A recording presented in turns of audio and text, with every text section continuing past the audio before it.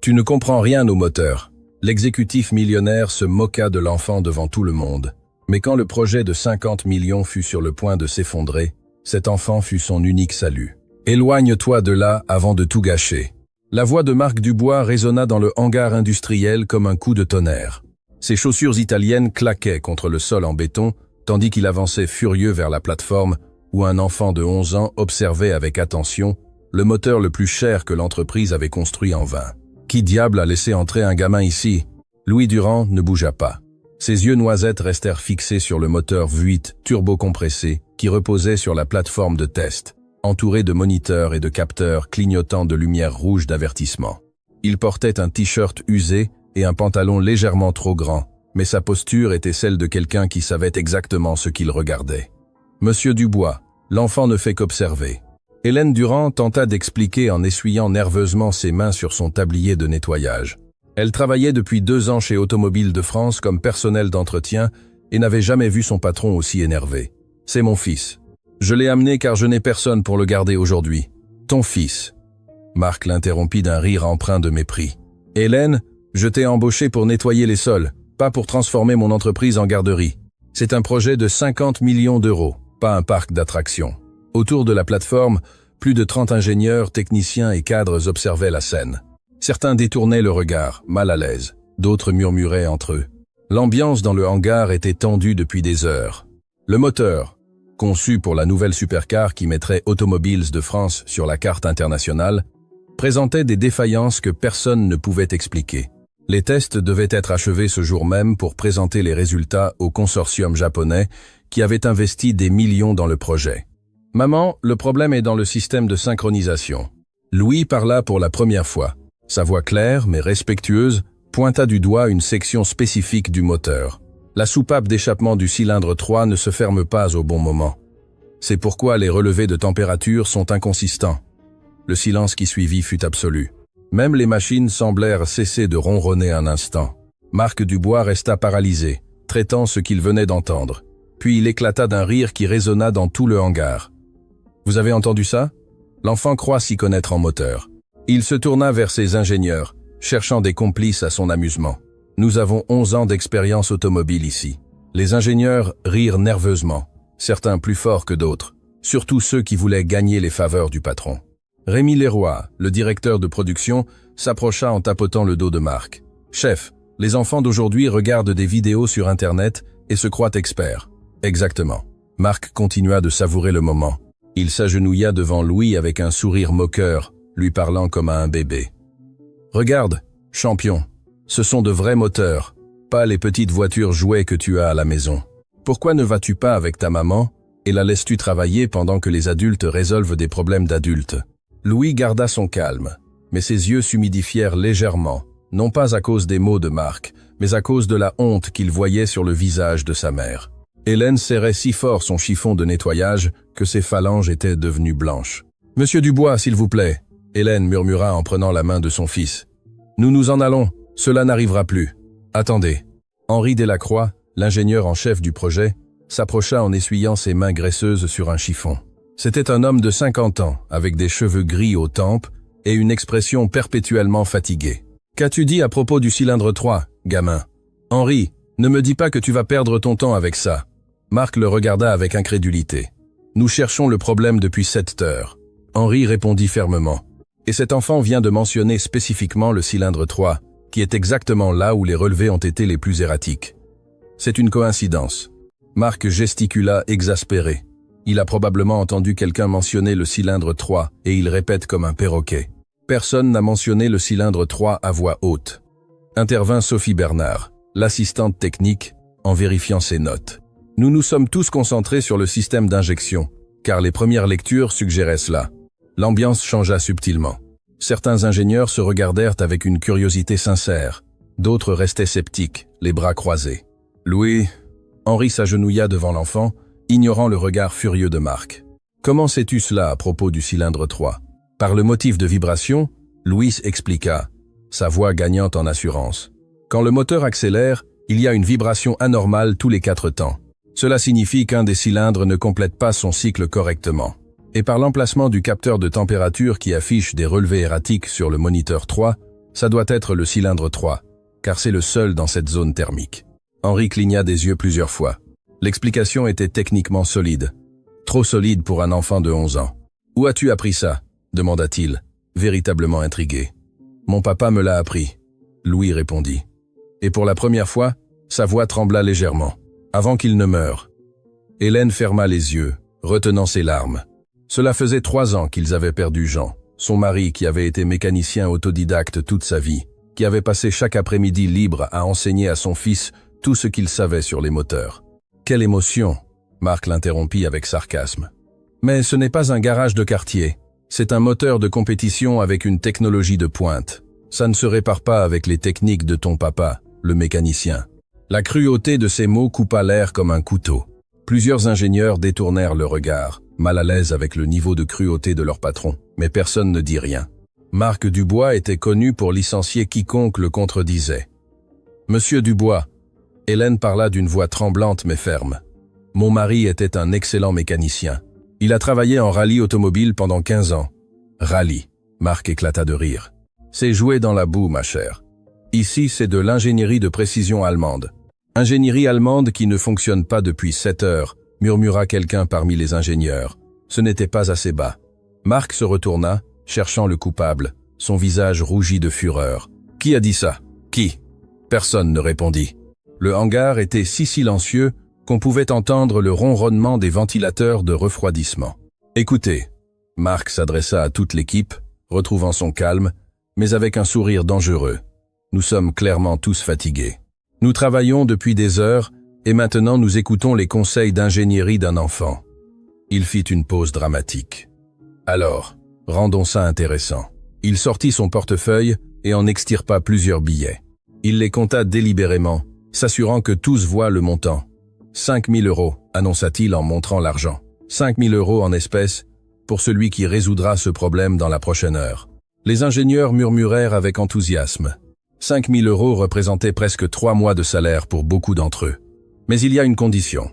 Marc continua, souriant malicieusement tout en regardant directement Louis. Si le petit génie est si sûr de son diagnostic qu'il nous le prouve, s'il a raison à propos du cylindre 3, je lui donne l'argent. Monsieur Dubois, ce n'est pas... Hélène tenta de protester. Ce n'est pas quoi? Juste. Marc l'interrompit. Je crois que c'est très juste. Ton fils vient ici, interrompt un projet de millions, fait des diagnostics comme s'il était ingénieur. S'il est aussi intelligent qu'il en a l'air, qu'il le prouve. Et s'il se trompe, il fit une pause, laissant le suspense grandir. S'il se trompe, tu es licencié pour avoir apporté des distractions sur le lieu de travail. Le hangar explosa en murmures. Ce n'était plus une simple discussion, mais un spectacle cruel. Hélène pâlit, sentant ses jambes trembler. Elle avait désespérément besoin de ce travail.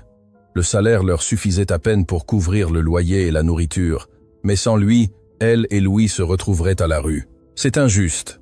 Henri proteste. L'enfant n'a pas demandé ça. La vie est injuste, Henri, Marc répondit froidement. Et c'est mon hangar, mes règles. Il regarda Louis avec dédain. Qu'en dis-tu, champion? Es-tu si sûr de ton diagnostic pour risquer le travail de ta mère? Tous les regards se tournèrent vers l'enfant de 11 ans qui portait désormais une responsabilité qu'aucun adulte ne devrait lui imposer. Louis regarda sa mère, vit les larmes qu'elle essayait de retenir, vit la peur dans ses yeux, puis regarda le moteur, la machine complexe que tous les ingénieurs diplômés d'université n'avaient pas pu réparer. « Non, Louis », Hélène murmura, lisant la détermination dans les yeux de son fils. « Tu n'as rien à prouver, maman. » Louis serra sa main. « Papa m'a appris que quand tu sais que quelque chose ne va pas, tu dois le dire, même si tu as peur. Quel courage !» Marc applaudit lentement. Son sarcasme était palpable. « Le petit héros qui sauvera la situation. Ça va être amusant. J'accepte. » Louis dit d'une voix claire, bien que ses mains tremblaient légèrement, mais à une condition. Marc leva un sourcil, surpris par l'audace. « Tu poses des conditions ? Si j'ai raison, et le problème est dans le cylindre 3, vous ne me donnez pas seulement l'argent, vous vous excusez aussi auprès de ma maman pour l'avoir si maltraitée toutes ces années. » Le silence qui suivit fut assourdissant. Personne, absolument personne, n'avait parlé ainsi à Marc Dubois dans sa propre entreprise. Les ingénieurs retinrent leur souffle, attendant l'explosion, mais Marc se contenta de sourire. Un sourire froid et calculateur. Marché conclu. Et quand tu te tromperas et que ta mère perdra son travail, Tu te souviendras de ce moment comme de la fois où ton arrogance enfantine a gâché ta vie. Mark, Chestrop. Henry tenta d'intervenir une fois de plus. C'est un accord volontaire entre deux parties. Mark le coupa. L'enfant a accepté. Les témoins sont là. Il regarda autour du hangar. Tout le monde a entendu. Le petit génie va diagnostiquer notre moteur. Ça va être mieux que la télévision. Louis lâcha la main de sa mère et s'approcha de la plateforme. Henry, voyant qu'il n'y avait aucun moyen d'arrêter cela, soupira, résigné, et lui offrit une paire de gants de sécurité. Si tu vas faire ça, au moins fais-le avec protection. L'enfant mit les gants qui étaient énormes sur ses petites mains. Il s'approcha du moteur avec une révérence qui surprit plusieurs ingénieurs. Il ne le toucha pas immédiatement. Il l'observa d'abord sous différents angles, comme s'il lisait quelque chose d'invisible pour les autres. « Puis-je demander d'allumer le moteur ?» demanda-t-il. « L'allumer » Rémi Leroy protesta. « Nous essayons depuis des heures de ne pas l'allumer pour ne pas causer plus de dégâts. »« J'ai besoin de l'écouter, » Louis expliqua. « Les moteurs parlent si vous savez écouter. » Mon papa disait ça. Oh mon Dieu. Marc leva les yeux au ciel. Les moteurs parlent. Parfait. Suivant.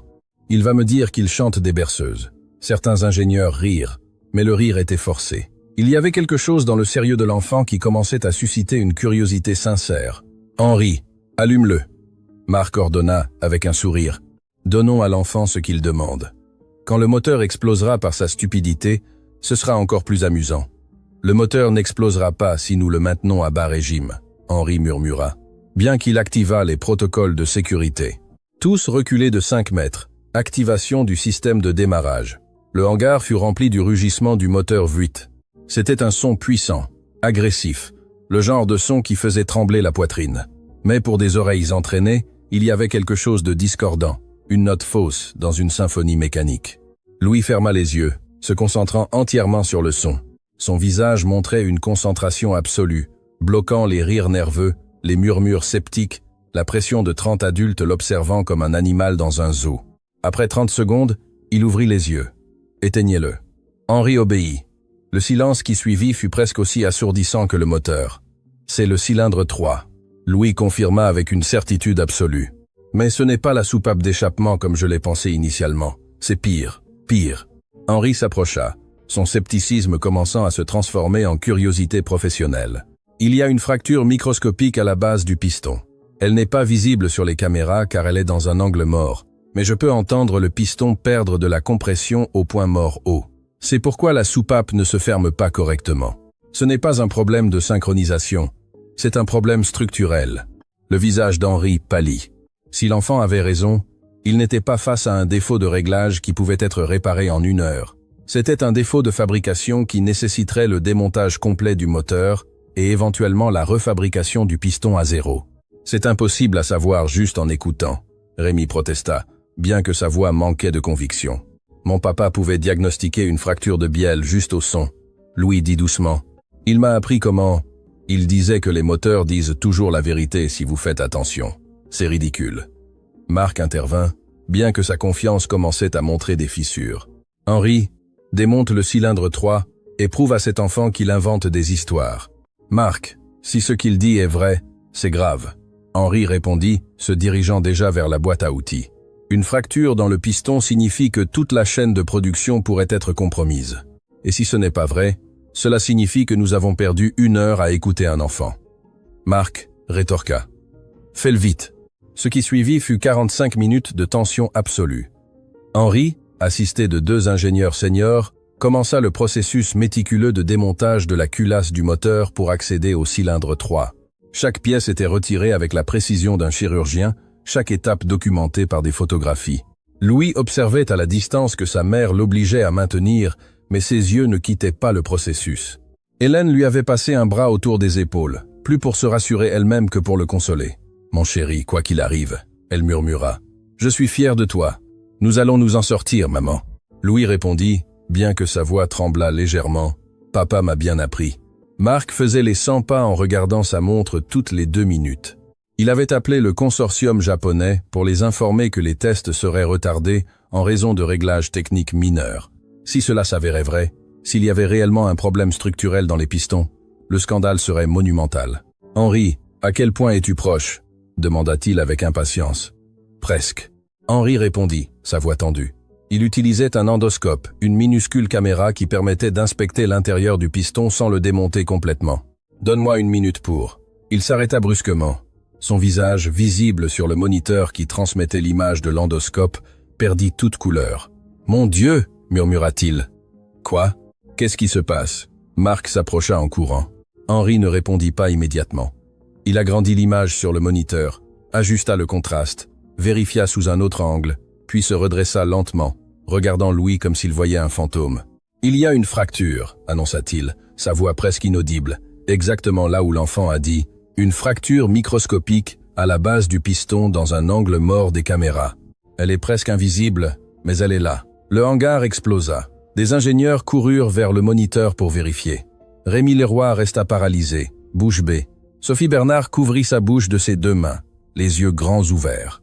Et Marc Dubois, l'exécutif millionnaire qui avait passé la dernière heure à humilier un enfant de 11 ans, resta complètement immobile, voyant son monde soigneusement construit commencer à s'effondrer parce qu'un enfant en t-shirt usé venait de faire quelque chose que 30 ingénieurs diplômés d'université n'avaient pas réussi. Et tous, absolument tous dans ce hangar, venaient d'être témoins de quelque chose qui changerait tout pour toujours. Le silence dans le hangar était si dense qu'il semblait solide. 30 paires d'yeux regardaient alternativement le moniteur qui montrait la fracture microscopique et l'enfant de 11 ans qui venait de diagnostiquer quelque chose qui avait échappé à toute l'ingénierie de pointe. D'Automobiles de France. Marc Dubois restait paralysé devant le moniteur. Son visage était passé du rouge furieux à un blanc cadavérique. Ses mains tremblaient légèrement alors qu'il tentait de traiter ce qu'il voyait. La fracture était si petite, si parfaitement située dans l'angle mort des caméras, que toute analyse visuelle normale l'aurait complètement manqué. « Ça ne peut pas être », murmura-t-il finalement. Sa voix avait perdu toute l'arrogance qui la caractérisait. « Henri, vérifie à nouveau. Ça doit être une erreur de l'endoscope. » Henri Delacroix ne répondit pas immédiatement. Il était trop occupé à prendre des mesures, des photographies supplémentaires, confirmant sous tous les angles possibles. Quand il se redressa finalement et regarda son patron, il y avait quelque chose dans ses yeux que Marc n'avait jamais vu auparavant. Une déception profonde. « Ce n'est pas une erreur. » Henri dit d'une voix ferme. « La fracture est réelle, Marc. Et d'après les caractéristiques de la fissure, je dirais qu'elle s'est produite pendant le processus de fonderie. Cela signifie que potentiellement tous les pistons de cette série pourraient être compromis. Tous !»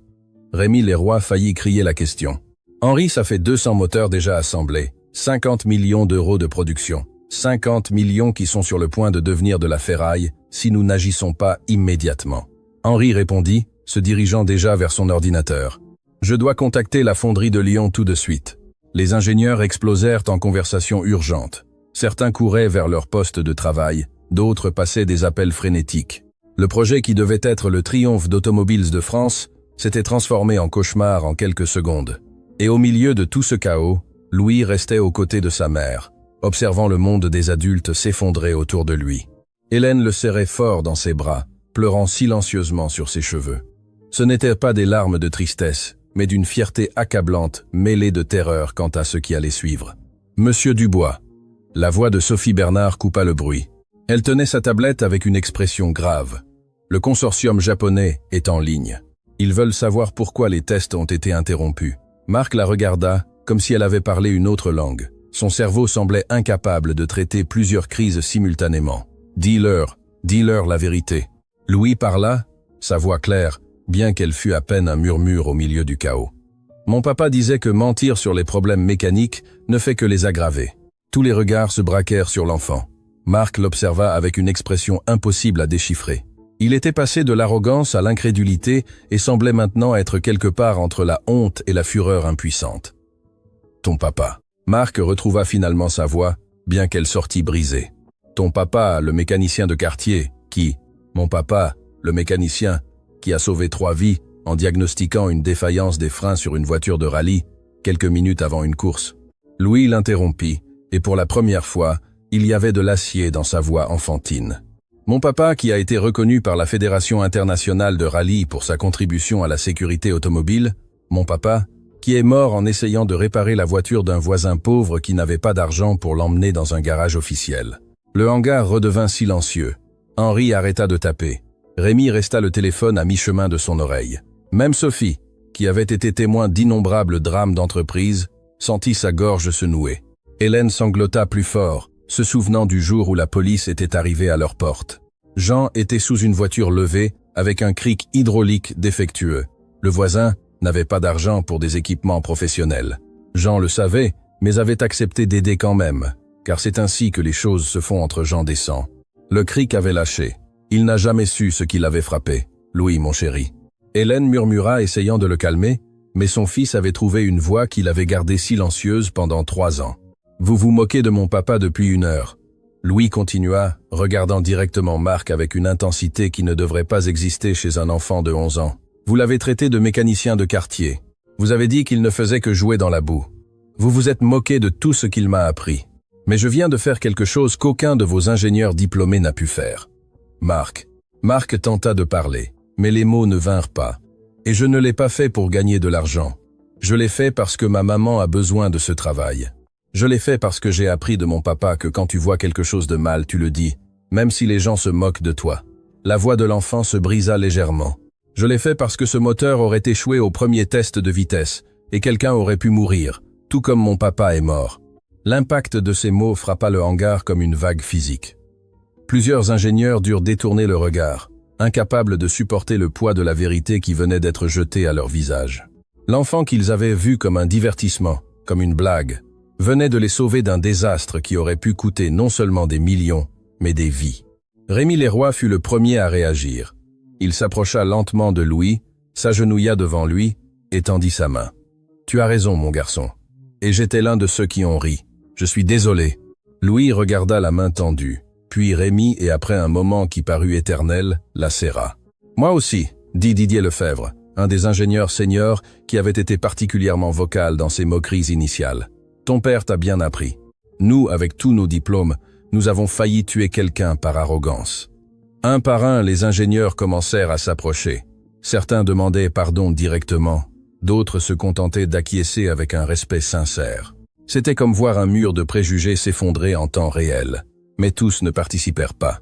Marc Dubois restait debout près du moniteur, regardant la fracture qu'un enfant avait trouvée juste en écoutant. Son empire corporatif, construit sur l'image d'excellence et de supériorité, venait d'être renversé par un enfant en vêtements usés qui avait appris de son père dans un garage de quartier. Marc. Henri s'approcha de son patron, parlant à voix basse mais ferme. Nous devons prendre des décisions. Les Japonais attendent, et chaque minute qui passe, je sais. Marc le coupa. Sa voix était un murmure rauque. Il passa ses 2 mains dans ses cheveux, ébouriffant la coiffure parfaite qu'il maintenait toujours. Quand il regarda finalement où se trouvait Louis, il y avait quelque chose de différent dans ses yeux. Ce n'était pas exactement de l'humilité, mais l'arrogance aveugle avait été remplacée par quelque chose de plus complexe. Il s'approcha lentement. Chaque pas semblait lui coûter un effort monumental. Les ingénieurs s'écartèrent, créant un chemin entre le cadre et l'enfant. Hélène serra instinctivement son fils contre elle, comme si elle voulait le protéger de ce qui allait arriver. Marc s'arrêta devant eux pendant un long moment. Il les regarda simplement. Puis, à la surprise de absolument tout le monde, il s'agenouilla, se mettant à la hauteur de Louis. « Tu avais raison, sur tout, dit-il. » Et sa voix tremblait, sur le moteur, sur ton père, sur moi. Hélène retint son souffle. Ce n'était pas ce qu'elle avait espéré. Elle avait espéré de la fureur, un licenciement immédiat. Être même qu'on les escorte hors du bâtiment. Mais pas ça. Ton père était un homme meilleur que je ne le serai probablement jamais. Marc continua. Chaque mot semblait être arraché d'un endroit profond et douloureux. Il t'a appris à écouter, à observer, à penser. Moi, j'apprends seulement à mes employés à craindre. Louis ne répondit pas immédiatement. Il étudia le visage de l'homme qui avait humilié sa mère. Qui avait insulté la mémoire de son père? Sur ce visage, il vit quelque chose qu'il reconnut, car il l'avait vu dans le miroir après la mort de son père. La douleur. Monsieur Dubois, Louis dit doucement. Mon papa m'a aussi appris que tout le monde fait des erreurs. L'important, c'est ce que nous faisons après les avoir commises. Marc ferma les yeux, et à la stupéfaction de tous, une larme roula sur sa joue. L'exécutif millionnaire, l'homme qui avait bâti un empire automobile et qui ne montrait jamais de faiblesse, pleurait devant 30 employés. Il se tourna vers la mère de Louis, sa voix à peine audible. « Tu m'as demandé de ne pas maltraiter ton fils. Mais je ne l'ai pas seulement maltraité, je t'ai maltraité pendant 2 ans. Je t'ai traité comme si tu étais invisible, comme si tu n'avais pas d'importance. » Hélène ne savait pas quoi dire. Elle avait rêvé de ce moment, que son patron reconnaisse son humanité. Mais maintenant que cela se produisait, c'était surréaliste. J'ai fait un marché. Marc continua en se redressant mais sans se lever. Un marché dont j'aurais honte le reste de ma vie. J'ai parié le travail d'une mère célibataire sur l'intuition de son fils de 11 ans. Quel genre d'homme fait ça? Le genre d'homme qui peut encore changer. Henri intervint doucement. Il connaissait Marc depuis 15 ans et ne l'avait jamais vu ainsi. S'il choisit de le faire, Marc hocha la tête lentement, puis se leva, sortit à nouveau son portefeuille, en extirpa les 5 000 € qu'il avait utilisés pour se moquer, et les offrit à Louis. « Un marché est un marché, dit-il. Tu l'as gagné honnêtement. » Louis regarda l'argent. C'était plus d'espèces qu'il n'en avait jamais vu de sa vie. 5 000 € paieraient le loyer pendant des mois. Achèteraient de la nourriture, peu, être même aiderait, avec les dettes d'hôpital qu'ils avaient encore de la dernière année de son père. Mais au lieu de prendre l'argent, il regarda sa mère.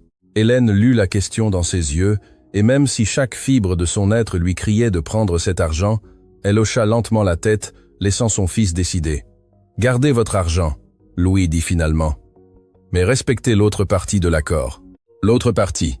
Marc cligna des yeux, confus. « Vous m'avez présenté vos excuses à moi, mais l'accord était que vous vous excusiez auprès de ma maman pour toutes ces années. » Le hangar était si silencieux qu'on pouvait entendre le bourdonnement des lumières fluorescentes. Marc regarda Hélène et pour la première fois, il la vit vraiment. Non pas comme la femme qui nettoyait les sols, non pas comme une employée sans importance, mais comme une personne, une mère célibataire qui avait perdu son mari et qui travaillait 2 emplois pour élever son fils. Une femme qui arrivait tôt et partait tard, qui ne se plaignait jamais, qui maintenait les salles de bain plus propres que n'importe quel hôtel de luxe. Hélène Durin. Marc prononça son nom complet pour la première fois. « Je vous dois des excuses qui vont au-delà des mots. Je vous ai traité comme si vous n'existiez pas. J'ai ignoré votre humanité, votre douleur, votre lutte. Et le pire, c'est que ce n'était pas seulement aujourd'hui. Ça a été tous les jours pendant 2 ans. » Hélène sentit les larmes couler librement sur ses joues. Maintenant, ce n'étaient pas des larmes de tristesse, mais de quelque chose de beaucoup plus complexe. C'était la douleur d'années d'invisibilité, enfin reconnue. C'était la validation que sa souffrance avait été réelle, non imaginée. « Vous ne méritiez rien de tout cela, » Marc continua. « Et votre fils, cet enfant extraordinaire que vous avez élevé seul, vient de sauver mon entreprise d'un scandale qui nous aurait détruits. Non seulement cela, il a probablement sauvé des vies. Et je l'ai traité comme... » Il ne put terminer la phrase. Il se couvrit le visage de ses 2 mains, ses épaules tremblantes. Sophie Bernard s'approcha avec une boîte de mouchoirs, les offrant d'abord à Hélène, puis à Marc. C'était un petit geste, mais à ce moment-là, il sembla briser quelque chose dans l'ambiance. La tension commença à se transformer en quelque chose de différent. Pas exactement du pardon, mais peut être le début d'un chemin vers celui-ci. « Monsieur Dubois », Hélène retrouva finalement sa voix. « J'accepte vos excuses, mais plus important encore, il faut que vous compreniez quelque chose. »« Quoi ? Mon fils n'a pas fait ça pour vous humilier. Il l'a fait parce qu'il a vu un problème et savait comment le résoudre.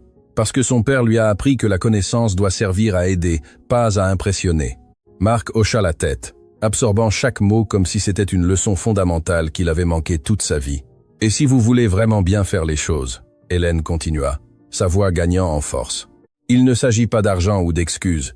Il s'agit de la façon dont vous traitez vos employés à partir de maintenant, nous tous. » Elle regarda autour du hangar, vers les ingénieurs, les techniciens, même vers le personnel de nettoyage qui était apparu aux portes, attiré par le tumulte. « Chaque personne ici a une histoire. » Hélène dit, « Tous ont des connaissances, des talents, des vies en dehors de cet endroit. Les traiter comme invisibles ne vous rend pas plus grand. Cela ne fait que vous rendre plus petit. » Le silence qui suivit fut différent de tous les précédents. Il n'était pas tendu ou inconfortable, il était réfléchi. Chaque personne dans ce hangar traitait les maux d'une femme qui avait été ignorée pendant 2 ans, mais qui venait de donner la leçon de leadership la plus puissante que beaucoup d'entre eux avaient entendue. « Vous avez raison », Marc parla finalement. « Et je ne sais pas comment corriger 2 ans d'être un mauvais patron en un jour, mais il fut interrompu par le son aigu d'un téléphone. » Sophie décrocha, écouta brièvement, et son visage pâlit. « Marc, c'est urgent. Le directeur de la fonderie de Lyon, il dit qu'ils ont besoin de vous parler immédiatement de quelque chose qu'ils ont trouvé dans les registres de qualité. » Le moment de vulnérabilité s'évapora instantanément, remplacé par la crise corporative qui les entourait toujours. Marc se redressa essuyant son visage rapidement, essayant de retrouver un peu de sa prestance professionnelle. Qu'ont-ils trouvé? Il n'a pas voulu le dire au téléphone, mais son ton, Marc, semblait effrayé. Marc prit le téléphone, s'éloignant de quelques pas. La conversation fut brève, mais intense. Son expression passa de sérieuse à horrifiée en quelques secondes. Quand il raccrocha, sa main tremblait visiblement. « Henri, j'ai besoin que tu viennes ici maintenant », ordonna-t-il, sa voix tendue. L'ingénieur en chef s'approcha rapidement. Marc lui montra quelque chose sur le téléphone, probablement un document ou une photographie qu'on lui avait envoyée. Henri lut et son visage perdit toute couleur. « Mon Dieu !» murmura-t-il. « Combien ?»« Tous !» Marc répondit. « Tous les pistons de la série 8000. Et ce ne sont pas seulement des fractures, il y a de la contamination dans l'alliage. » La conversation était suffisamment basse pour que la plupart ne puissent pas entendre les détails, mais la panique était évidente. Rémi s'approcha, puis Didier, puis d'autres ingénieurs. Bientôt, un cercle de cadres chuchotait d'urgence. Louis, observant de loin avec sa mère, fronça les sourcils. Il y avait quelque chose dans leur façon de parler, dans leurs expressions, qui lui disait que c'était pire qu'une simple fracture. « Maman, » murmura-t-il, « je crois qu'il y a plus de problèmes. »« Ce n'est pas notre affaire, mon chéri. » Hélène répondit, mais même elle ne semblait pas convaincue. « Tu as déjà fait ta part, mais s'il y a de la contamination dans l'alliage, comment sais-tu que c'est de la contamination ?» Hélène le regarda, surprise. « Je peux lire un peu sur leurs lèvres. » Et M. Dubois a dit alliage. S'il y a des fractures et des problèmes avec l'alliage, cela signifie que le métal n'est pas pur. Papa m'a appris ça. À ce moment-là, Marc se tourna vers la mère et le fils. Son expression était indéchiffrable. Louis, sa voix ferme, mais pas hostile. « J'ai encore besoin de ton aide. » Le hangar redevint silencieux. Les ingénieurs se regardèrent avec des expressions mêlant incrédulité et résignation. L'exécutif millionnaire demandait de l'aide à l'enfant de 11 ans. « Nous venons de découvrir que le problème est plus grave que nous ne le pensions, » Marc expliqua, tandis que Louis et Hélène s'approchaient. La fonderie confirme qu'il y a de la contamination dans l'alliage d'aluminium, mais ils ne savent pas de quel type ni à quel niveau. Et sans cette information, ils ne peuvent pas savoir quels moteurs sont sûrs et quels ne le sont pas. Louis compléta la phrase. Exactement. Et avant que nous ne dépensions des millions en analyses de laboratoire qui prendraient des semaines, j'ai besoin de savoir. Marc fit une pause comme si les mots suivants lui faisaient physiquement mal. J'ai besoin de savoir si ton père t'a appris quelque chose sur le diagnostic de contamination dans les alliages. Louis regarda sa mère, cherchant la permission. Hélène était partagée. D'un côté, son fils en avait déjà fait plus que suffisant. De l'autre, cela pourrait être une opportunité de changer complètement leur vie. Jean avait une méthode. Hélène dit finalement, il l'appelait « lecture de résonance ». Il disait que le métal contaminé sonne différemment du pur. Lecture de résonance. Henri s'approcha, intrigué. C'est une technique ancienne. Presque personne ne l'utilise plus, parce que personne ne sait comment la faire correctement. Louis expliqua. Cela demande une oreille absolue et beaucoup de pratique. Mon papa a travaillé avec un maître fondeur du sud de la France, qui le lui a appris. Ensuite, il me l'a appris. Marc et Henri échangèrent des regards. C'était de la folie. Ils envisageaient de confier une analyse de millions d'euros à une technique ancienne et à un enfant. Mais ce même enfant venait de trouver une fracture que toute leur technologie de pointe avait manqué. « De quoi as-tu besoin, Louis ?» Marc demanda finalement. Louis réfléchit un instant. « J'ai besoin de 3 pistons de différents lots de production et d'une pièce silencieuse. »« Sophie, organise ça immédiatement !» Marc ordonna. Puis il regarda Louis avec une expression qui était mi-espoir, mi-désespoir. « Si tu peux faire ça, si tu peux nous aider à éviter une inspection complète qui nous coûterait des millions et des mois de retard, j'essaierai. » Louis dit simplement « C'est ce que mon papa aurait fait. » Tandis qu'il préparait l'espace et apportait les pistons, personne dans ce hangar ne pouvait imaginer que ce qui allait se passer changerait non seulement le destin d'Automobile de France, mais révélerait un secret enfoui depuis des années. Un secret qui reliait Marc Dubois à Jean Durand de manière que personne, pas même Hélène, n'aurait pu imaginer. La salle de test acoustique était un cube parfait aux murs capitonnés, conçu pour éliminer tout écho ou interférence sonore. Louis était assis au centre, entouré de 3 pistons de différents lots de production, chacun marqué de codes indiquant son origine. Les lumières fluorescentes avaient été remplacées par un éclairage tamisé pour favoriser la concentration. En dehors de la salle, derrière un épais panneau de verre, Marc observait aux côtés d'Henri et d'un groupe restreint d'ingénieurs seniors. Hélène était là aussi, se mordant la lèvre inférieure avec une telle force qu'elle menaçait de saigner. Voir son fils de 11 ans assumer la responsabilité de sauver un projet de 50 millions d'euros était une torture silencieuse. « Es-tu sûr qu'il peut faire ça ?» Marc demanda à voix basse, sans quitter l'enfant des yeux. « Mon fils peut faire des choses extraordinaires. » Hélène répondit, sa voix tremblante mais fière. Jean l'a entraîné depuis qu'il avait 6 ans. Il disait que Louis avait un don. Marc se tendit visiblement en entendant le nom de Jean. Ses mains se serrèrent contre le verre, les phalanges blanchissant. Henri le remarqua, fronçant légèrement les sourcils. « Marc, tu vas bien ?»« Je vais bien, » mentit-il, mais sa voix se brisa. « Henri, j'ai besoin de te parler maintenant. » Ils s'éloignèrent du groupe, se dirigeant vers un coin du couloir. Marc semblait au bord de l'effondrement. Il s'appuya contre le mur, respirant profondément. « Henri, savais-tu qui était le mari d'Hélène? Savais-tu? Qu'est-ce que tu veux dire? » Jean Durand. Ce nom ne te dit rien. Henri réfléchit un instant, puis ses yeux s'ouvrirent complètement. « Attends, Jean Durand, le mécanicien qui a travaillé sur le projet Faucon il y a... Mon Dieu, il y a 12 ans. Le même. » Marc murmura en passant ses mains dans ses cheveux. « Et moi, c'est moi qui l'ai renvoyé de ce projet. » Le silence qui suivit fut lourd, chargé d'implications qu'Henri commençait à comprendre. « Marc, qu'as-tu fait? Le projet Faucon était ma première grande opportunité en tant que directeur. » Marc commença, sa voix à peine audible. « Contrat militaire, des millions en jeu. Jean Durand était le meilleur mécanicien de l'équipe. Tous le respectaient, mais j'étais jeune, arrogant. J'avais besoin de montrer que j'étais le patron. » Henri ferma les yeux, sachant exactement où cette histoire allait. Jean a trouvé un problème dans les alliages que nous utilisions. Marc continua. Il a dit qu'il ne respectait pas les spécifications militaires, qu'il pourrait céder sous un stress extrême.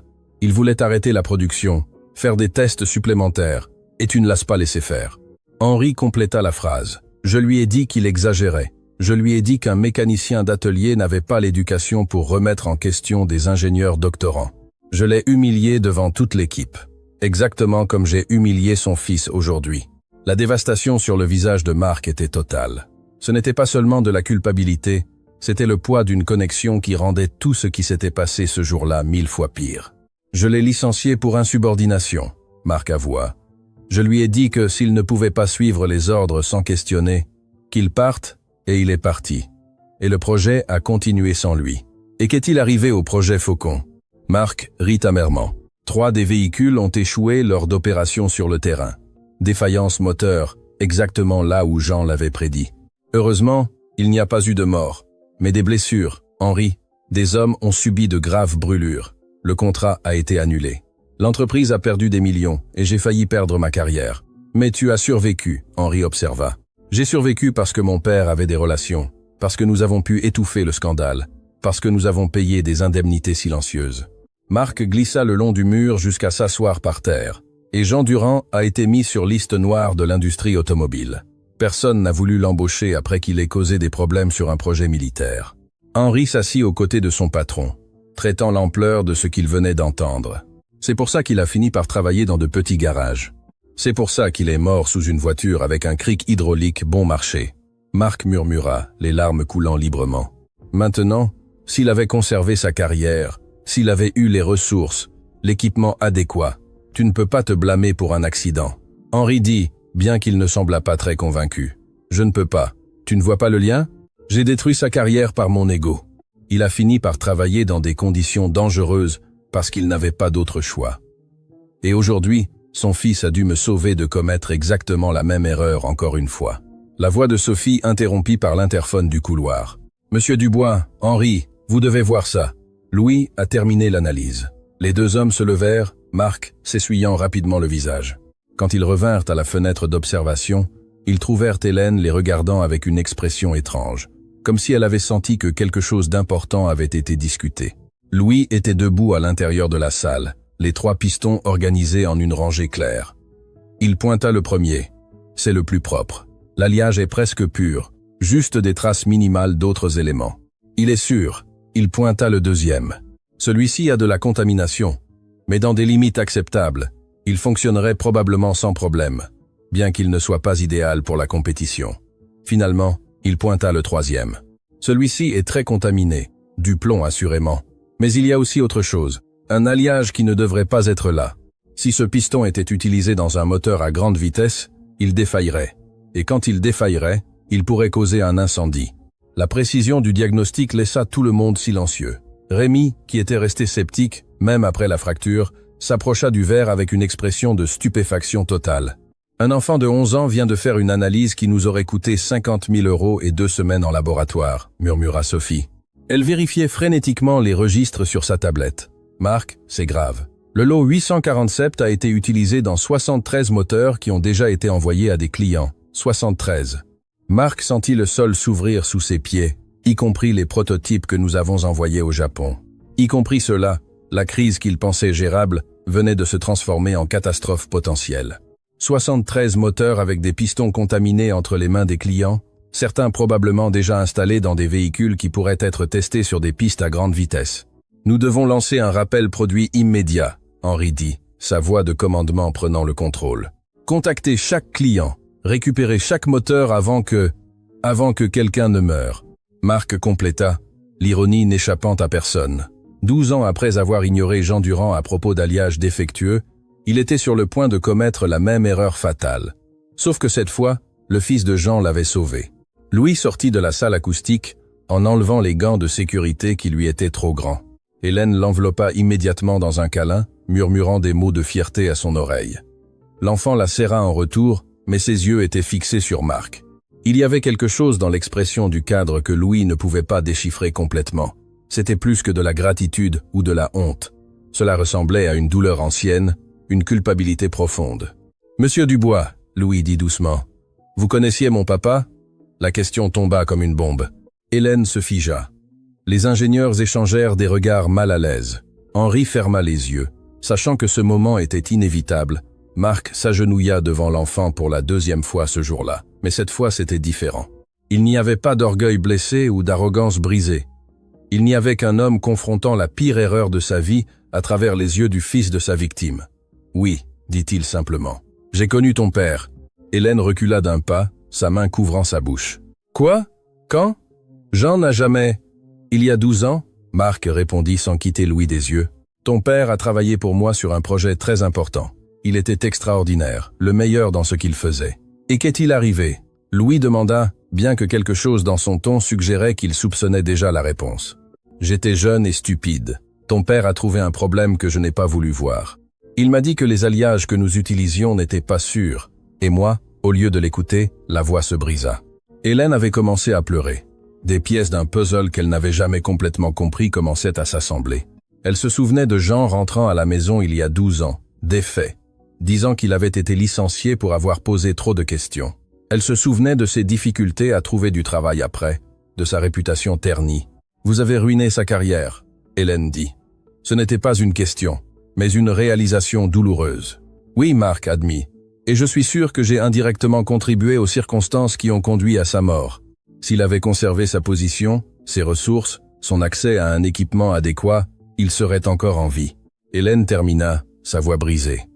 Le hangar, qui quelques instants auparavant avait été rempli d'une activité urgente, était maintenant plongé dans un horrible silence.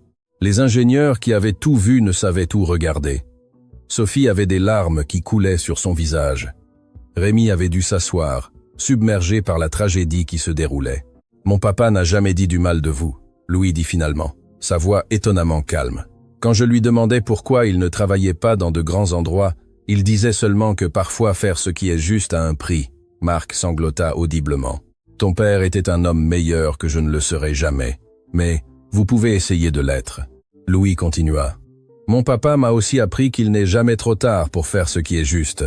Aujourd'hui, en demandant de l'aide, en m'écoutant, en admettant vos erreurs, vous faites ce que mon papa aurait voulu que vous fassiez.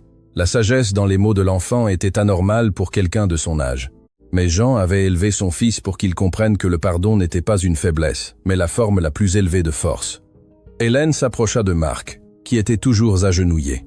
Elle le regarda longuement, traitant 12 ans de lutte, de questions sans réponse, de se demander pourquoi son mari avait été traité si injustement. Jean m'a dit quelque chose avant de mourir. Elle parla doucement.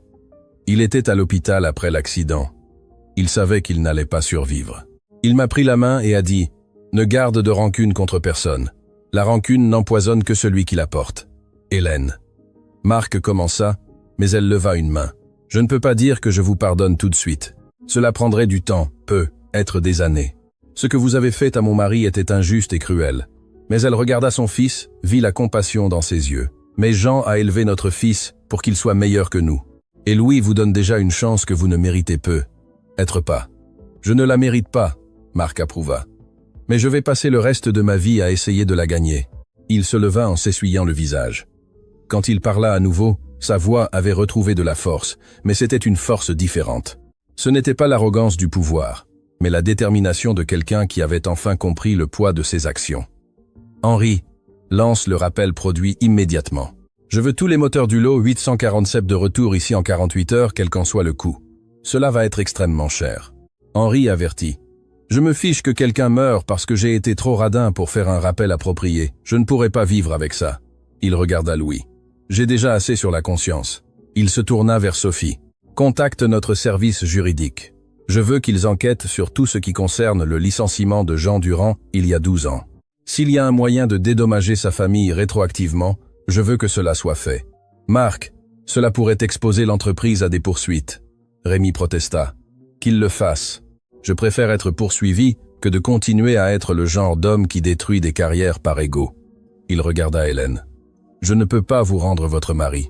Je ne peux pas vous rendre les 12 années que vous avez passées à lutter seul, mais je peux essayer de rendre les choses un peu moins difficiles à partir de maintenant. Que suggérez-vous? Hélène demanda avec prudence. J'offre un poste permanent de consultante en qualité familiale, non pas de personnel de nettoyage, consultante, avec un salaire de 5 000 € par mois et tous les avantages et un fonds éducatif complet pour Louis, dès maintenant et jusqu'à ce qu'il termine l'université de son choix. Le hangar explosa en murmures. C'était une offre extraordinaire qui allait bien au-delà de toute compensation raisonnable. Et une chose de plus, Marc continua. Je veux créer la bourse Jean Durand, une bourse annuelle complète pour les enfants de travailleurs automobiles qui veulent étudier l'ingénierie, en mémoire d'un homme qui en savait plus que nous tous réunis, mais qui n'a jamais eu l'occasion de le démontrer correctement. Hélène commença à pleurer de manière incontrôlable. Ce n'était pas des larmes de tristesse, mais d'un mélange complexe de douleur pour ce qu'elle avait perdu, et de soulagement que finalement le sacrifice de son mari soit reconnu. Louis serra sa mère dans ses bras, la laissant pleurer contre son épaule.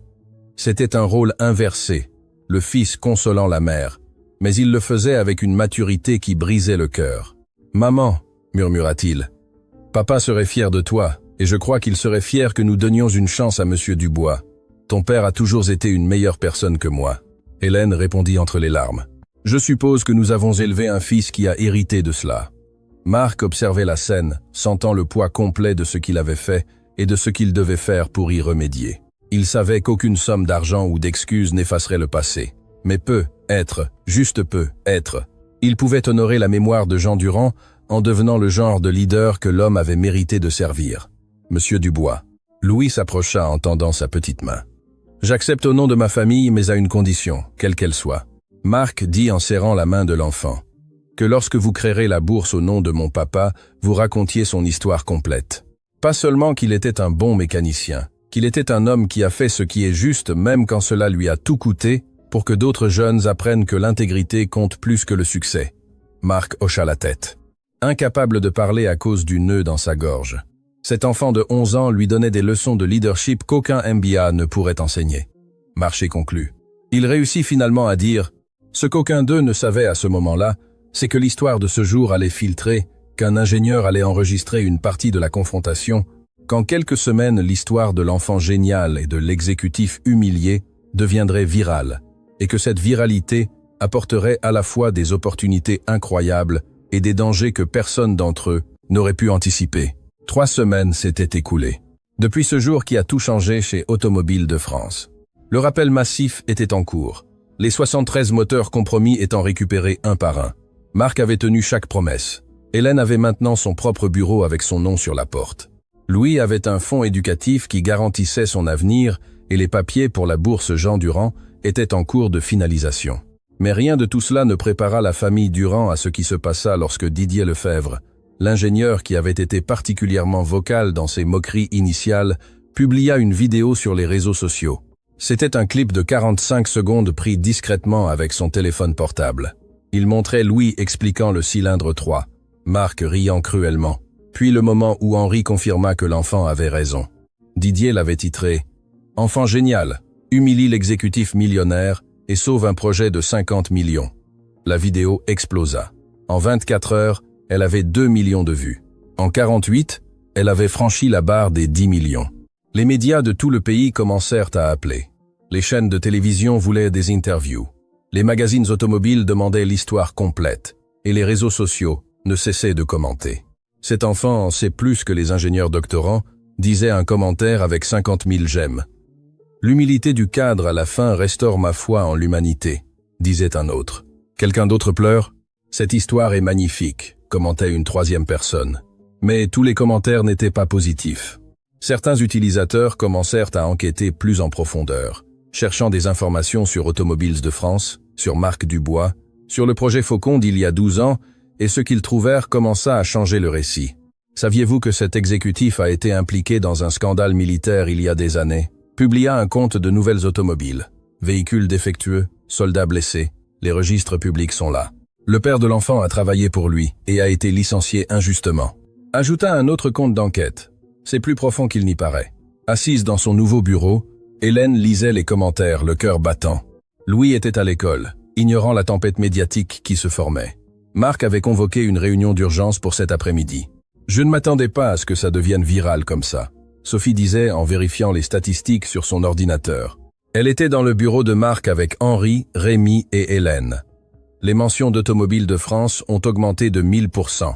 Certaines positives, beaucoup compliquées. Compliqué est un euphémisme, Rémi ajouta en montrant sa tablette. Nous avons des reporters qui campent devant le bâtiment. Le consortium japonais reçoit des questions sur la raison pour laquelle ils ont fait affaire avec nous après le scandale du projet Faucon. Marc était debout près de la fenêtre, regardant la rue où l'on voyait effectivement plusieurs camionnettes de médias. Sa posture était tendue, mais différente de l'arrogance d'il y a quelques semaines.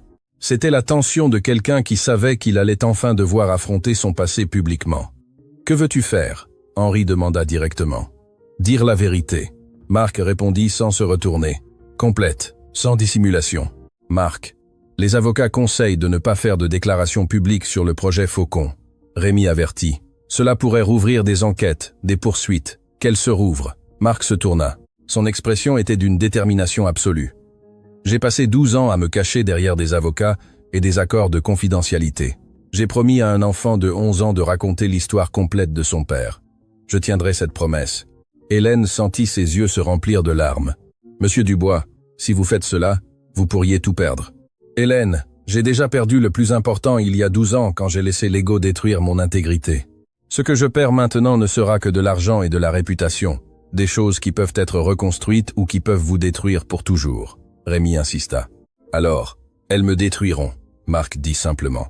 Mais au moins je tomberai en disant la vérité. Cet après-midi-là, Marc organisa une conférence de presse, non pas dans l'auditorium corporatif habituel, mais dans le même hangar où tout avait commencé. Ils installèrent un simple podium, des microphones, et permirent à tout média qui souhaitait y assister de le faire. Quand Hélène arriva avec Louis, qui venait de rentrer de l'école, l'endroit était bondé.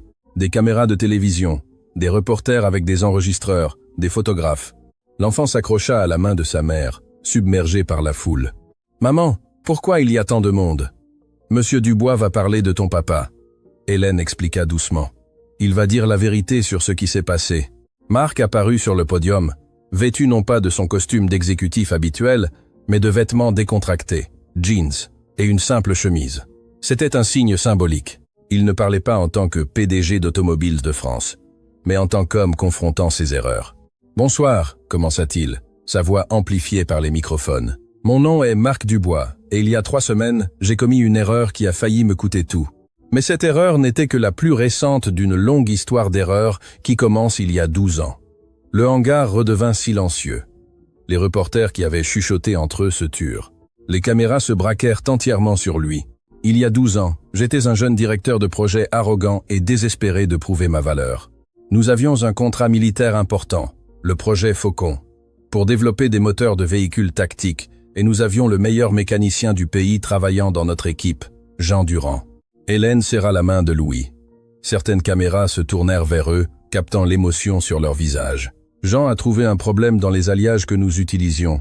Marc continua, sa voix commençant à se briser. Il m'a dit qu'il ne respectait pas les spécifications, qu'il pourrait céder sous un stress, et moi, dans mon arrogance infinie, je lui ai dit qu'un mécanicien sans diplôme universitaire n'avait pas le droit de remettre en question des ingénieurs doctorants. Les reporters commencèrent à prendre des notes frénétiquement. C'était la confession qu'ils attendaient. Je l'ai humilié devant son équipe. Je l'ai licencié pour insubordination. Je l'ai mis sur liste noire dans l'industrie automobile afin que personne d'autre ne l'embauche. J'ai détruit sa carrière parce que mon ego était plus important que la sécurité. Louis avait commencé à pleurer silencieusement. Hélène le serra dans ses bras, ses propres larmes tombant sur les cheveux de son fils. Et Jean Durand avait raison. Marc éleva la voix. Les véhicules ont défailli, des soldats ont été blessés, et j'ai utilisé l'argent et les relations de ma famille pour étouffer le scandale, payer des accords silencieux et poursuivre ma carrière comme si rien ne s'était passé. Le hangar explosa en murmures. C'était plus que ce que n'importe quel média avait espéré. Ce n'était pas seulement un aveu d'erreur, c'était une confession complète de corruption corporative. Jean Durand n'a jamais pu se remettre de ce que je lui ai fait. Marc continua, les larmes maintenant visibles sur son visage. Il a travaillé dans de petits garages, dans des conditions précaires, parce que je me suis assuré qu'il n'ait pas d'autre choix. Et il y a 3 ans, il est mort dans un accident alors qu'il aidait un voisin qui ne pouvait pas payer un garage professionnel. Sa voix se brisa complètement. Il dut s'arrêter, respirer profondément, s'essuyer le visage. Je ne peux pas dire que ma liste noire a directement tué Jean Durand, mais je peux dire que j'ai contribué aux circonstances qui ont conduit à sa mort. Et pendant 12 ans, j'ai vécu avec cette culpabilité enfouie, me convainquant que je faisais simplement mon travail. Henri, observant d'un côté, sentait sa propre gorge se nouer. Il connaissait Marc depuis 15 ans, mais ne l'avait jamais vu ainsi. Complètement vulnérable, complètement honnête. Il y a 3 semaines, le fils de Jean Durand, un enfant de 11 ans nommé Louis, est venu dans ce hangar avec sa mère Hélène, qui travaille ici au nettoyage. Et j'ai commis la même erreur encore une fois. Je l'ai humilié. Je me suis moqué de lui. J'ai parié le travail de sa mère contre son savoir. Les caméras se déplacèrent pour capturer la réaction de Louis, qui regardait maintenant directement Marc avec une expression mêlant douleur et quelque chose de plus profond. Et cet enfant, juste en écoutant un moteur, a diagnostiqué un problème que 30 ingénieurs diplômés n'avaient pas trouvé. Il a sauvé notre projet, a probablement sauvé des vies et m'a enseigné la leçon la plus importante que j'ai apprise en 42 ans, que le savoir ne vient pas des diplômes ou des postes, mais de la passion, du dévouement et de la volonté de faire ce qui est juste. Marc fit une pause en cherchant Louis et Hélène dans la foule. Quand leurs yeux se rencontrèrent, il hocha légèrement la tête. C'est pourquoi je suis ici aujourd'hui, non pas pour nettoyer mon image corporative ou protéger la réputation d'Automobiles de France. Je suis ici pour tenir une promesse que j'ai faite à cet enfant, raconter l'histoire complète de son père. Jean Durand était un héros que l'industrie automobile n'a pas mérité. Un homme qui a choisi l'intégrité plutôt que la carrière, la vérité plutôt que la commodité. L'émotion dans le hangar était palpable. Plusieurs reporters avaient les larmes aux yeux. Les caméramens continuaient d'enregistrer, capturant chaque seconde de cette confession extraordinaire. Aujourd'hui, j'annonce la création de la bourse Jean Durand. Marc continua, retrouvant un peu de calme. Une bourse complète pour les enfants de travailleurs automobiles qui veulent étudier l'ingénierie. Mais ce ne sera pas seulement une bourse. Ce sera un programme qui racontera l'histoire de Jean, qui enseignera aux jeunes ingénieurs que l'intégrité vaut plus que n'importe quel contrat, qu'écouter tout le monde dans votre équipe est plus important que de maintenir des hiérarchies. Il s'essuya le visage une fois de plus. Et enfin, je démissionne de mon poste de PDG d'Automobiles de France. L'annonce tomba comme une bombe. Les reporters crièrent des questions simultanément. Les caméras s'affolèrent, essayant de capturer les réactions. Henri fit un pas en avant, surpris, mais Marc leva une main. Je ne peux pas diriger cette entreprise en portant la culpabilité de ce que j'ai fait à Jean Durand. Ce ne serait pas juste pour les employés qui méritent un leader intègre. À ma place, je propose Henri Delacroix, un homme qui a démontré pendant 15 ans que l'excellence technique et l'humanité peuvent coexister. Henri resta paralysé. Cela ne faisait pas partie du plan. Marc ne lui avait rien dit. Mais je ne quitte pas Automobiles de France complètement. Marc ajouta. Je vais travailler sur le plancher de production comme technicien apprenti sous la supervision d'Hélène Durand. Qui en sait plus sur le fonctionnement réel de cette entreprise que je ne le saurai jamais. Hélène laissa échapper un son entre le rire et le sanglote. C'était surréaliste. L'exécutif millionnaire qui l'avait humilié offrait maintenant de travailler sous sa supervision. « J'ai beaucoup à apprendre », Mark conclut, « sur les moteurs, sur les gens, sur le leadership, et je vais apprendre des personnes que j'ai sous-estimées tout au long de ma carrière, en commençant par la famille Durand. » Il descendit du podium sans prendre de questions. Les reporters criaient, les caméras le suivaient, mais il marcha directement vers Louis et Hélène. Il s'agenouilla devant l'enfant, se mettant à sa hauteur pour la 3e fois. « J'ai tenu ma promesse », dit-il doucement, assez bas pour que seuls eux puissent l'entendre malgré le chaos ambiant. « J'ai raconté l'histoire complète de ton père, et je vais passer le reste de ma vie à essayer d'honorer sa mémoire. » Louis le regarda longuement, puis, à la surprise de tous, il l'étreignit. C'était un câlin d'un enfant à un adulte qui apprenait à être meilleur. Un câlin qui disait que le pardon était possible, que la rédemption était réelle. Les caméras capturèrent ce moment. L'image d'un enfant de 11 ans étreignant l'homme qui avait détruit la vie de son père deviendrait iconique. Elle apparaîtrait sur des couvertures de magazines, dans des journaux télévisés nationaux, dans des articles sur le leadership et la rédemption. Mais pour Louis, il ne s'agissait pas de l'image. Il s'agissait de quelque chose que son père lui avait appris, que tous méritent une seconde chance s'ils sont prêts à faire le travail difficile de changer. Cette nuit-là, dans le petit appartement où Hélène et Louis vivaient, ils regardèrent les nouvelles ensemble. Chaque chaîne parlait de la conférence. Les commentaires sur les réseaux sociaux s'étaient multipliés par millions. « Maman », Louis demanda en regardant. « Papa serait fier. » Hélène le serra fort. « Ton papa serait plus fier de toi que de toute autre chose au monde. Non seulement pour être intelligent, mais pour avoir un cœur qui choisit le pardon plutôt que la rancune. « Papa me manque », Louis murmura, les premières larmes qu'il versait librement depuis que tout avait commencé. « Moi aussi, mon chéri, chaque jour. Mais, tu sais ce que je pense ?» Hélène lui caressa les cheveux. « Je pense que papa nous regarde, et je pense qu'il sourit parce que son fils fait exactement ce qu'il aurait fait. Utiliser son savoir pour aider, et utiliser son cœur pour guérir. » Le téléphone d'Hélène vibra. C'était un message d'Henri. « Réunion demain 9 H. Des personnes importantes veulent rencontrer Louis. Des opportunités que nous n'aurions jamais imaginées. » Hélène lut le message avec un mélange d'émotion et de peur.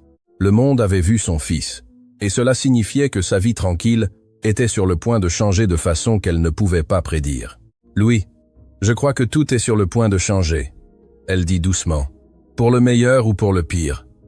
Je ne sais pas, mon chéri, mais nous y ferons face ensemble comme toujours. » Ce qu'aucun des deux ne savait, c'est que parmi les millions de personnes qui avaient vu la vidéo et la conférence de presse, il y avait quelqu'un qui avait reconnu Louis, quelqu'un du passé de Jean qu'il avait cherché pendant des années, quelqu'un qui avait des informations qui changeraient tout ce qu'il pensait savoir sur l'accident qui avait coûté la vie à Jean Durand. Et cette personne était en route pour les retrouver, apportant avec elle des vérités à la fois belles et dévastatrices. L'histoire de Louis et Mark avait captivé le monde, mais la vraie histoire, la complète, commençait à peine à se révéler. La femme qui apparut à l'accueil d'Automobiles de France 2 jours après la conférence de presse ne semblait pas avoir plus de 60 ans, mais elle portait la dignité de quelqu'un qui avait beaucoup vécu.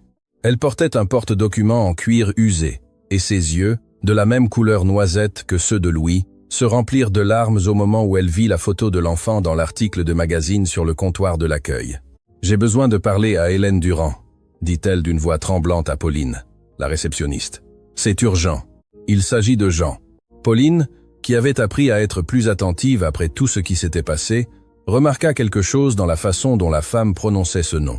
Ce n'était pas la curiosité d'une étrangère, c'était une douleur familière. « Vous connaissiez Jean Durand ? C'était mon frère. » La femme répondit, et les larmes finirent par couler. « Et je cherche sa famille depuis 3 ans. » 15 minutes plus tard, Hélène était assise dans son bureau face à une femme qui s'était présentée comme Irène Durand. Louis avait été appelé de l'école et était maintenant assis aux côtés de sa mère, étudiant cette tante qu'il n'avait jamais connue. « Je ne savais pas que Jean avait une sœur », Hélène dit avec prudence. Son mari avait toujours été réservé sur sa famille, disant seulement qu'il s'était éloigné des années auparavant. « Nous nous sommes disputés il y a 15 ans, Irène expliqua, sa voix brisée par le regret. Une stupide discussion sur l'argent, sur l'héritage de nos parents. J'ai dit des choses horribles. Il a dit qu'il ne voulait plus rien savoir de moi et moi, dans mon orgueil, je l'ai laissé partir. » Louis écoutait avec une attention absolue. Son père n'avait jamais mentionné avoir des frères et sœurs. « J'ai essayé de le chercher pendant des années. » Irène continua, sortant des papiers de son porte-document. « Mais Jean avait changé de ville. Il travaillait dans de petits garages qui n'avaient pas de registre formel. C'était comme s'il avait disparu. Et quand je l'ai finalement trouvé, sa voix se brisa complètement. Hélène lui tendit une boîte de mouchoirs, son propre cœur s'accélérant avec une anticipation douloureuse. Quand je l'ai finalement trouvé, ce fut parce que j'ai vu son nom dans le rapport d'accident. Je suis arrivé 3 jours après ses funérailles. Irène sanglota ouvertement maintenant. 3 jours trop tard pour lui demander pardon, pour lui dire que je l'aimais, pour rencontrer mon neveu. Louis sentit quelque chose se briser dans sa poitrine. Cette femme avait perdu son frère de la même manière qu'il avait perdu son père. Il tendit sa petite main et prit celle d'Irène. Elle regarda cette main, si semblable à celle de Jean, et pleura encore plus fort. « Je suis tellement désolé, » Irène murmura. « Je suis désolé de ne pas avoir été là. Je suis désolé que mon orgueil m'ait fait perdre 15 ans avec mon frère. Pourquoi venez-vous maintenant ?» Hélène demanda, non pas avec hostilité, mais avec un besoin sincère de comprendre. Après 3 ans, Irène respira profondément, essayant de retrouver son calme. Parce que j'ai vu la vidéo, j'ai vu Louis diagnostiquer ce moteur, et c'était comme revoir Jean. Mon frère faisait exactement ça. Il bougeait la tête de la même manière. Il écoutait avec la même concentration. Elle sortit d'autres papiers de son porte-documents. Et parce que j'ai besoin que vous connaissiez la vérité sur l'accident. Hélène se tendit immédiatement. Quelle vérité? C'était un accident. Le cric hydraulique a lâché. Il n'a pas lâché par défaut. Irène dit doucement. J'ai enquêté. J'ai engagé un inspecteur privé parce que quelque chose ne me semblait pas clair et j'ai découvert quelque chose que vous devez savoir. Elle posa des photographies sur le bureau.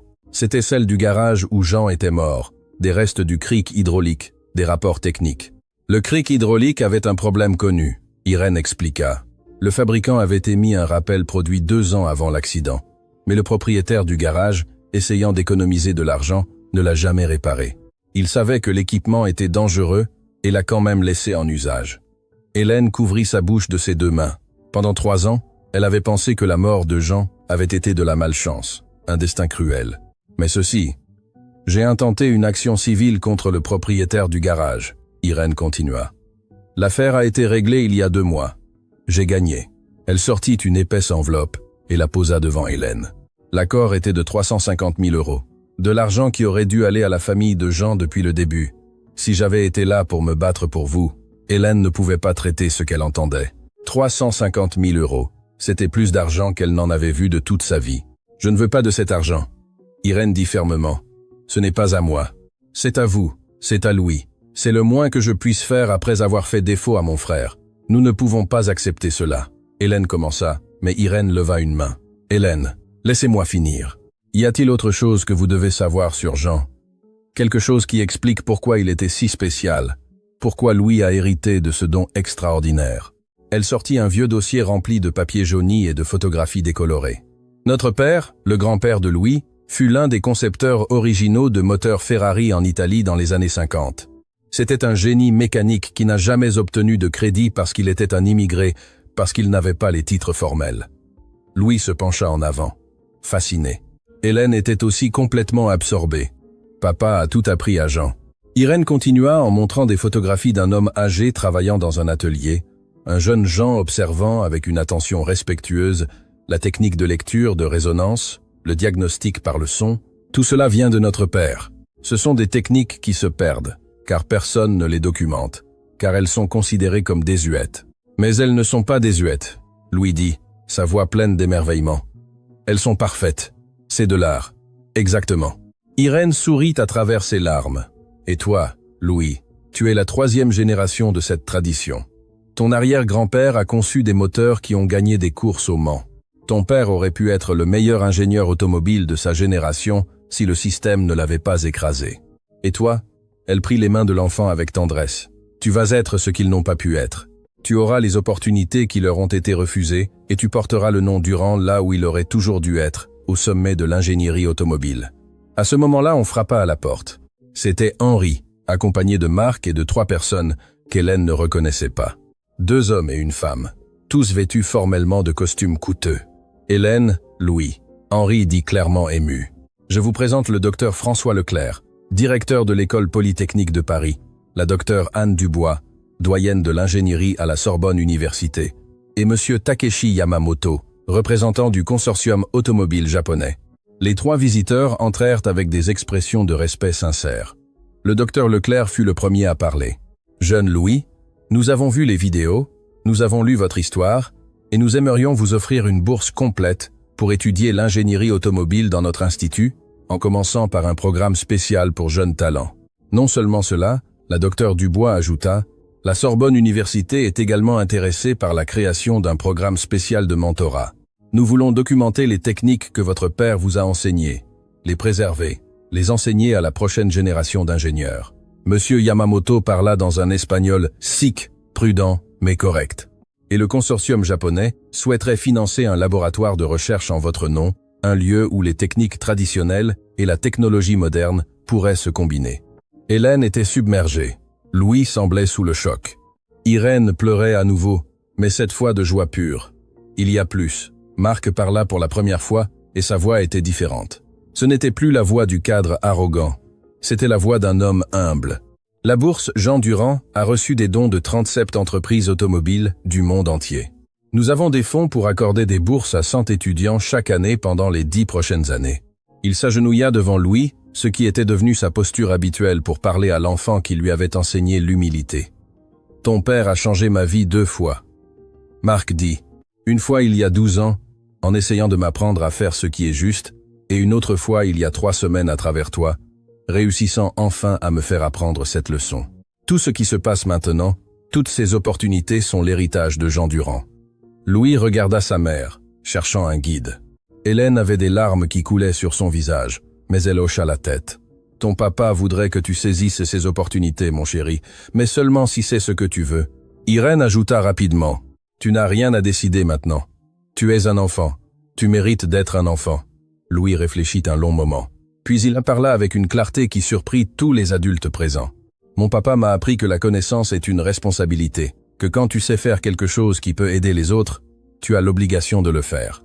Il a utilisé son savoir pour sauver des vies, pour aider des gens qui ne pouvaient pas payer des garages chers, pour m'enseigner tout ce qu'il savait. Il se leva face à tous ces adultes puissants, avec la confiance tranquille de quelqu'un qui savait exactement qui il était. Je veux accepter ces opportunités. Je veux étudier, apprendre, grandir, mais pas pour être célèbre ou riche. Je veux le faire pour honorer mon papa, pour que son savoir ne meure pas, pour que d'autres enfants comme moi, de familles comme la mienne, puissent avoir des opportunités. » Le docteur Leclerc sourit largement. « C'est exactement le genre d'étudiant que nous voulons, et c'est exactement le genre d'ingénieur dont le monde a besoin. » La docteure Dubois ajouta. Monsieur Yamamoto s'inclina respectueusement. « Votre père serait très fier. » Henri s'essuya discrètement les yeux. Même les visiteurs distingués étaient visiblement émus. Ce n'était pas seulement un enfant intelligent, c'était un enfant avec le cœur à la bonne place. « Il y a quelque chose que j'aimerais demander. » Louis continua. « Quelque chose d'important, n'importe quoi. » Marc répondit immédiatement. « Je veux que ma tante Irène en fasse partie. Elle a connu mon grand-père, a appris de lui. Elle peut aider à documenter les techniques que mon papa m'a enseignées. » Et elle, sa voix se brisa légèrement. « Elle est de la famille. C'est la seule chose qui me reste de mon papa, en dehors de maman. » Irène laissa échapper un son entre le sanglot et le rire, se levant pour étreindre son neveu. « Je serai honoré, mon amour. Je serai tellement honoré. » Hélène rejoignit l'étreinte. Les 3 générations de Durand enfin réunies après des années de séparation, de douleur et de perte. « Alors c'est décidé. » Henri annonça en souriant largement. Un nouveau chapitre commence. Dans les semaines qui suivirent, l'histoire continua de se dérouler de manière que personne n'aurait pu anticiper.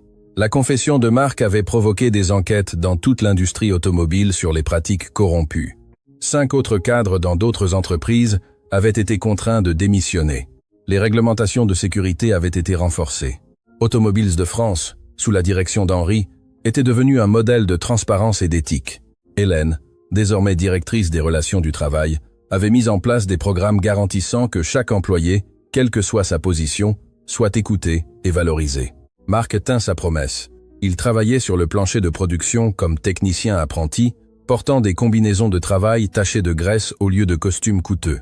Les premiers jours furent humiliants, mais il apprit plus sur sa propre entreprise en 2 semaines sur le plancher qu'en 10 ans au bureau de direction. « C'est ironique », dit-il à Henri un jour alors qu'il nettoyait des outils. « J'ai mis 42 ans à comprendre ce que Jean Durand a su toute sa vie. Que le vrai leadership ne consiste pas à être au-dessus et à regarder en bas, mais à être au milieu, travaillant aux côtés de tous. » Le programme de la bourse Jean Durand fut officiellement lancé avec une cérémonie dans le même hangar où tout avait commencé. 100 étudiants de familles de travailleurs reçurent des bourses complètes.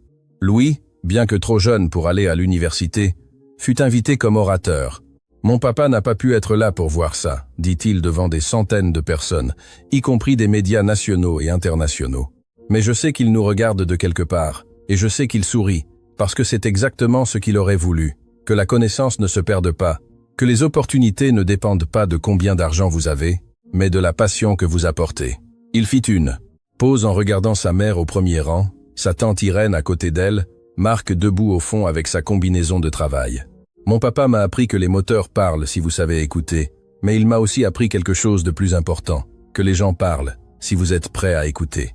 Peu importe qu'ils soient cadres ou employés de nettoyage, ingénieurs ou mécaniciens, tous ont quelque chose de précieux à enseigner si vous avez l'humilité d'apprendre. » L'audience se leva pour une ovation qui dura plusieurs minutes. Ce n'était pas seulement pour Louis, mais pour tout ce qu'il représentait. Une histoire de perte transformée en héritage, d'orgueil transformé en humilité, d'erreur transformée en rédemption. Cette nuit-là, Hélène emmena Louis et Irène au petit cimetière où Jean était enterré. Ils avaient posé une nouvelle pierre tombale, financée par les dons venus du monde entier. Elle ne disait plus seulement son nom et ses dates. Elle disait maintenant Jean Durand, 1975 à 2021. Maître mécanicien, père exceptionnel, homme d'intégrité. Son savoir vivra à travers les générations. Louis déposa un petit outil près de la pierre tombale, une clé à molette qui avait appartenu à son père. « Je t'ai promis que je ne laisserai pas ton savoir mourir, papa. J'ai tenu ma promesse. » Hélène et Irène s'embrassèrent, pleurant ensemble, guérissant ensemble les blessures que le temps et l'orgueil avaient créées. Jean nous enseigne une dernière leçon. Irène dit doucement qu'il n'est jamais trop tard pour la famille, pour le pardon, pour bien faire les choses, et que l'amour ne meurt jamais. Hélène ajouta, « Il ne fait que changer de forme.